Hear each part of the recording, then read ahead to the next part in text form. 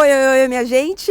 Parque dos Príncipes, você já sabe que pós-jogo de PSG e também eventualmente de algum italiano, temos análise aqui no canal. Então peço que você se inscreva para não perder nenhum vídeo, curte e apoia aqui a criadora de conteúdo que está com 4 graus, sensação térmica de 2, meia-noite e 38 gravando para vocês. Então peço realmente que vocês deixem um like e nos comentários quero a opinião de vocês sobre este empate aqui do PSG com o Newcastle em 1-1, tudo ainda aberto em relação a essas duas equipes, mais o Milan. Para a última rodada, o Dortmund vencendo lá o Milan em Milão, garantiu a classificação. Mais um pouquinho para frente no vídeo eu falo sobre a situação do grupo. Antes, vamos à análise aqui do jogo. O Isaac marcou no primeiro tempo, o Mbappé marcou nos acréscimos de pênalti. Vamos começar pelo início. Vou tentar ser um pouco mais organizada aqui neste vídeo, apesar do frio e da adrenalina aqui de final de jogo. Eu vou aqui então para as escalações, é isso que eu estava procurando aqui. E equipes, porque está em português de Portugal e está equipas. Seguinte, o Luiz Henrique mudou a equipe do que a gente imaginava, inclusive, em campo. Ele foi com Donnarumma, beleza, aí tudo esperado, já falo sobre o Donnarumma. Hakimi, Skriniar, Danilo e Lucas Hernandes na lateral esquerda. A gente tinha expectativa de que ele repetisse o que aconteceu no final de semana, com o Lucas Hernandes vindo para a zaga e o Mukiele na lateral esquerda, mas não foi isso que ele fez. No meio campo, também mudanças. A gente teve o Ugarte, beleza, já esperávamos. Fabian Ruiz, que também esperávamos no lugar do Zaïre Emery lesionado. E ele colocou o Lee no lugar do Vitinha. E aí lá na frente, Dembélé, Colomani e Mbappé. Era o que se esperava, tinha alguma dúvida em relação ao Gonçalo Ramos, mas tudo indicava que na Liga dos Campeões ele ia realmente com o Colomani.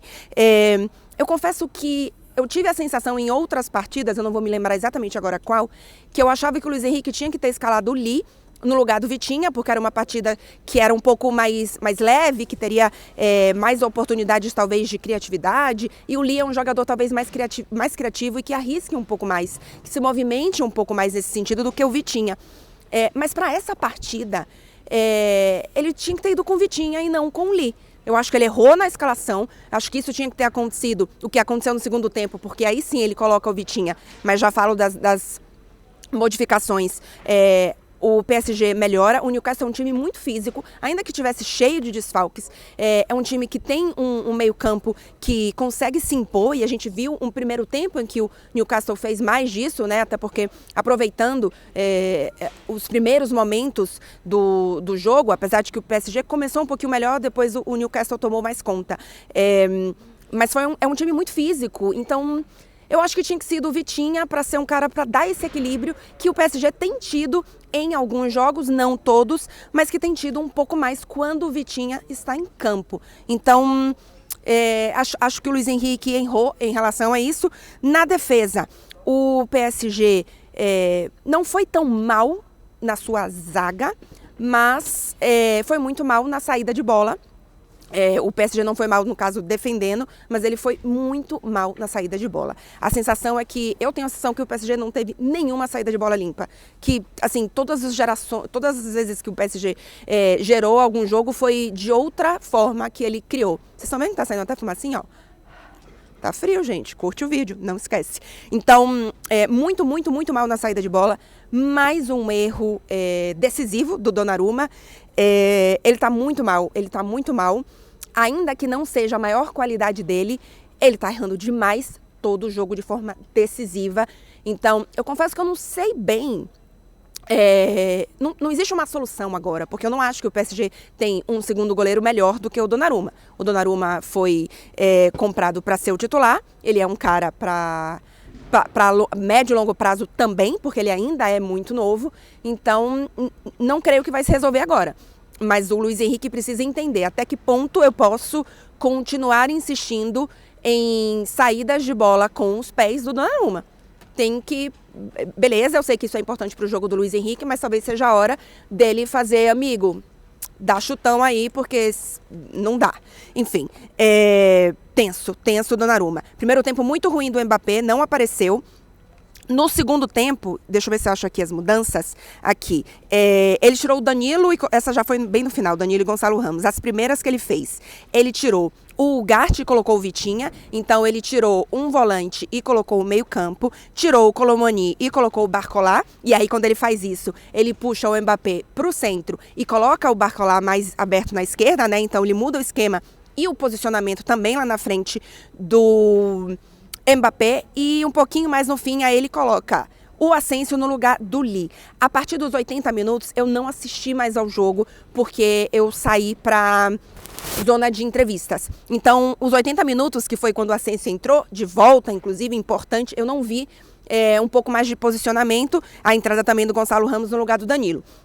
Mas até a primeira mudança, né, que foi esse pacote que ele fez a mudança de posicionamento do Mbappé com a entrada do Barcola e também do Ugarte com a entrada do Vitinha, e aí ele muda um pouco o esquema lá atrás também, o PSG melhorou. E as estatísticas, gente, assim, eu não tinha tido essa sensação tanto no jogo, porque a minha sensação é que no primeiro tempo o Newcastle tinha sido mais perigoso, e no primeiro tempo, e no segundo tempo o PSG tinha sido realmente mais perigoso, mas eu não tinha tido a sensação de que o PSG tinha tido tantas chances, apesar de ter perdido boas chances. O Barcola perdeu 2, eu não vou lembrar agora exatamente as chances perdidas e as defesas feitas, mas o Pope fez 2 grandes defesas e o Barcola perdeu pelo menos 2 gols. E ainda teve chances do próprio Mbappé, do Dembélé também. Dembélé levou o segundo amarelo, está fora da última partida, então o Luiz Henrique aí vai ter que fazer uma opção diferente para o jogo decisivo do PSG, mas o PSG teve 67% de posse de bola. Eu não tinha tido tanto essa sensação de domínio assim do PSG, mas são os números. O PSG chutou 31 vezes ao gol e o Newcastle só 5. Eu confesso que quando eu vi essa estatística me surpreendeu um pouco. E a gente assistindo o jogo atrás do gol, a gente tem uma visão diferente, né? Do que quando eu assisto lá de cima da arquibancada da área de imprensa, que eu tenho inclusive uma visão que é a melhor visão possível. Atrás do gol, primeiro que a gente só vê uma metade do campo e aí a gente vê trocado os tempos, né? Eu vi uma metade do campo em que o Newcastle atacava e depois uma metade do campo em que o PSG atacava. Eu imaginaria aí que tivesse sido, sei lá, uns 20 do PSG e uns 10, pelo menos, do Newcastle, mas não foi isso. Foi um PSG realmente que teve muito mais chances, que perdeu e que não pode perder chances assim. O Barcola, muita gente vai falar que não é, eu já vi inclusive no Twitter, não é jogador para a Liga dos Campeões e tal. Ele é um jogador para o futuro. Quando ele chegou no PSG, ele chegou do Lyon agora.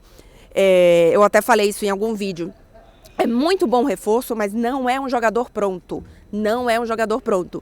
E ele já mostrou em outros jogos que ele é bom, mas ele mostrou hoje que ele não está pronto. Então, faltou aí um pouco de elenco para esse PSG, especificamente nesse jogo, em relação a isso, em relação ao Barcola.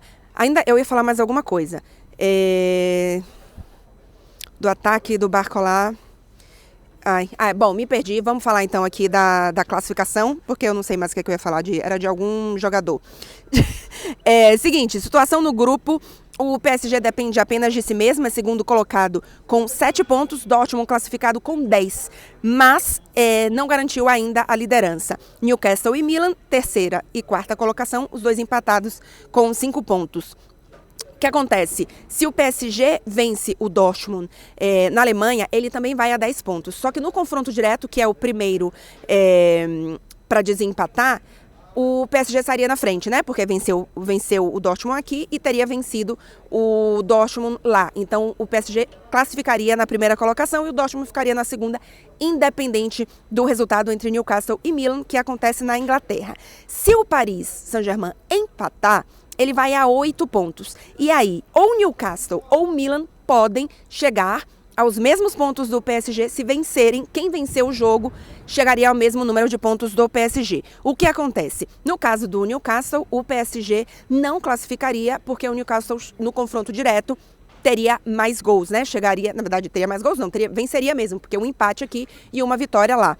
No caso do Milan, aí o PSG passaria. No caso do Milan vencer o Newcastle, o PSG empatando com o Dortmund, o Milan empata em pontos, mas no confronto direto ele perde para o PSG, já que o saldo de gols no confronto direto vai para o PSG, já que venceu por mais gols, né? Então, essa seria a situação. E, por fim, se o PSG perde, ele continua com 7 pontos e o Newcastle e o Milan empatam, os dois vão a 6 pontos. Então, ainda assim, o PSG classificaria. É o único que depende só de si mesmo.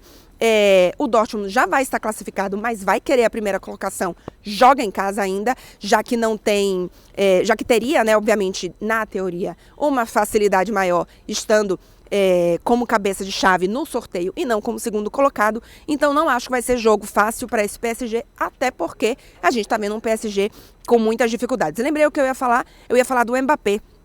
O Mbappé saiu do jogo falando que o PSG controlou totalmente o jogo, que o Newcastle não teve chance e que em um jogo como esse não se pode perder as oportunidades que se perdeu, que o PSG precisa ser mais efetivo. E aí eu acho que, obviamente, isso vale um pouco para ele.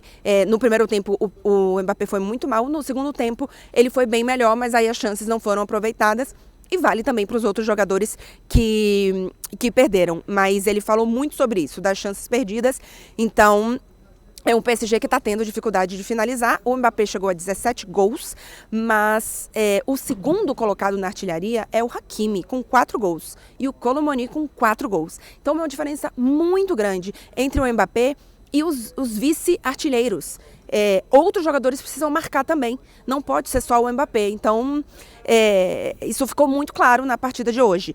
Então, acho que é isso de análise. Obviamente, foquei um pouco mais aqui no PSG, não falei tanto do Newcastle. Alguns jogadores se destacaram, o Nick Pope, os dois lá na frente, o Livramento e o...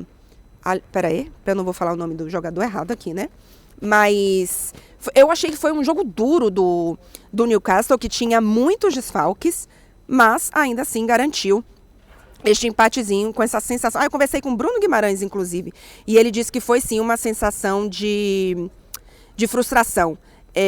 Sobre o pênalti, não achei que foi pênalti, hein? Não achei que foi pênalti, não vi do campo, vi depois no replay, achei que bate primeiro aqui na barriga, talvez, antes de pegar na mão, tá? Não achei que foi pênalti. Quem fez... o Almiron, perdão.